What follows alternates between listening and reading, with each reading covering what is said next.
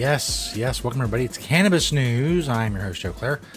It's August 16th, 2019. It is the end of another week here at the Marijuana Times. You can find us at marijuanatimes.org, a bunch of great articles and more there, including this show.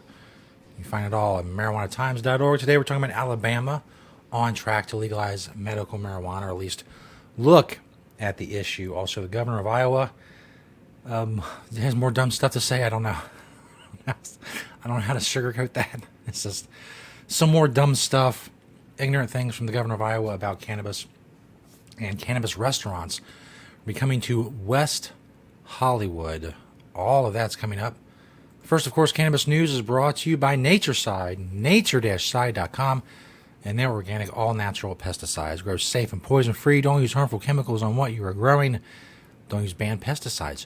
Use Natureside, nature-side.com. They're awesome. Go check them out. This first story by Julia Granowitz at marijuanatimes.org. Alabama is on track to legalize medical marijuana in 2020.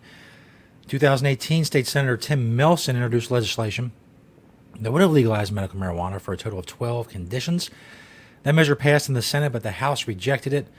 And in the end, they settled on creating a medical marijuana commission to study medical marijuana before drafting future legislation. Take a good long look at the issue. The purpose is to discuss and flesh out medical cannabis in a way that we can come up with a bill that can provide medical cannabis to those who need it and keep it out of the hands of those who don't. Senator Tim Melson said at the start of the meeting on Tuesday, which was the first of 3 meetings of the 15-member panel. Is going to be looking into the issue of medical marijuana. The commission is made up of representatives from healthcare, law enforcement, drug addiction treatment, agriculture, pharmacy, and others. In their first meeting, they heard testimony from advocates of medical marijuana, like Cynthia Atkinson, whose husband suffers from Parkinson's and found relief through medical marijuana patches in Colorado. So they will look into the issue in Alabama. That's the way a lot of these more conservative red states are going to go, I would imagine. Be many studies and commissions and task force meetings to really look in depth into the issue that a bunch of other states have already decided is good and is bringing them positive results. These states are you really got to look at it. Let's get in there and really study that issue. This next story from KBOEradio.com. Governor Reynolds opposes legalizing recreational marijuana use. Governor Reynolds being the governor of Iowa. Marijuana is a big topic during this year's Iowa legislative session. A bill passed that would have allowed the amount of THC, the ingredient in the marijuana that gets you high, to be raised in medical marijuana. But Governor Kim Reynolds vetoed the bill. She tells No Coast Network why, quote, "There's a lot of data out there and a lot of research that shows the impact. A lot of people just start innocently with recreational marijuana and it leads to addiction and other problems, and so I just don't think we want to rush into that.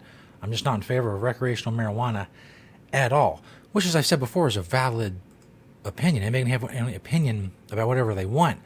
The problem is this woman has the power in Iowa to prevent a lot of things when it comes to cannabis law reform, including an expansion or improvement on the medical marijuana law.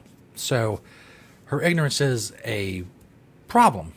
I mean, and it's not, we've had this discussion before too on the show, where these politicians are expected to be experts in so many different things because they control so many different things. They have their hand in so many different pies. It's impossible. It's impossible for the governor of Iowa to be an expert in all the things that she makes decisions on, which leads me to think that, well, maybe she'd be making less decisions.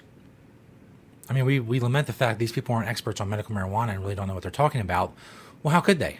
How could they possibly know everything they need to know when they have to have a hand in every single thing that's happening anywhere in their state? It's impossible. She shouldn't have the power over it to begin with. Her opinion shouldn't have the force of law and shouldn't have the ability to derail even an expansion, a slight expansion of the medical marijuana law. But, I mean, it is what it is. She's ignorant. She has a lot of power, and those two things combined, they're going to have bad results. And they have bad results in Iowa. Politicians need less power. She needs less power, and then the ignorance doesn't matter. If they don't have power over everything, then being ignorant of those things is not important. But once they have power over them, then, well, their ignorance becomes a major problem. This last story is from the Washington Post. Cannabis restaurants are coming to California with bud tenders and flower service. This is from a story from West Hollywood. Like any good chef about to open a restaurant, Andrea Drummer wants to get her pairings just right, but her lamb chops with plantain mango salsa won't be matched with wine or beer.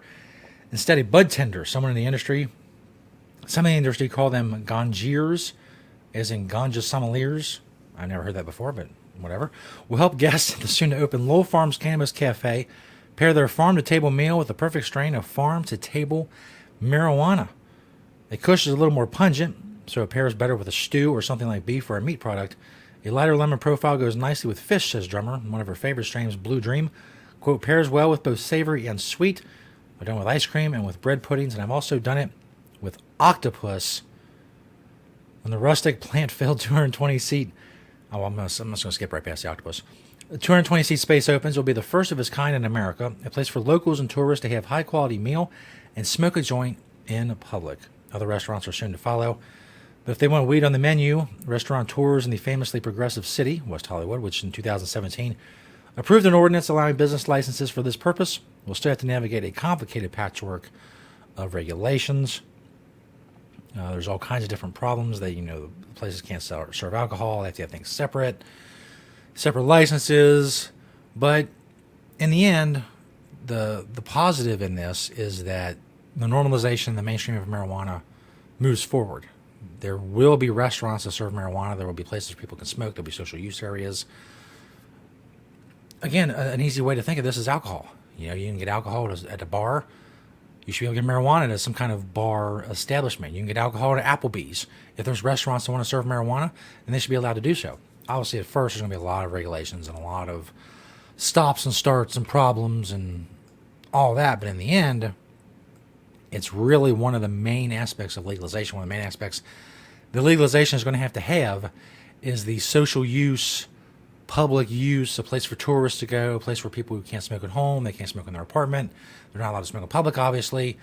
Somewhere for them to go to enjoy cannabis much the same way they can do with alcohol. So if maybe on West Hollywood, go check that out when it opens.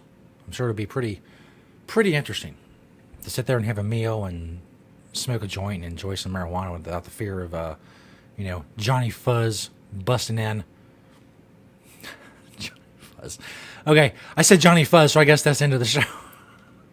We're here 5 days a week, of course, on Cannabis News. Check us out at marijuanatimes.org. You can find the audio version of the show on Apple Podcasts. Search us on YouTube as well and subscribe. Go enjoy your weekend. Be safe. Continue to spread the truth about cannabis with this show. Thank you for watching and listening today. We'll see you next week right here on Cannabis News.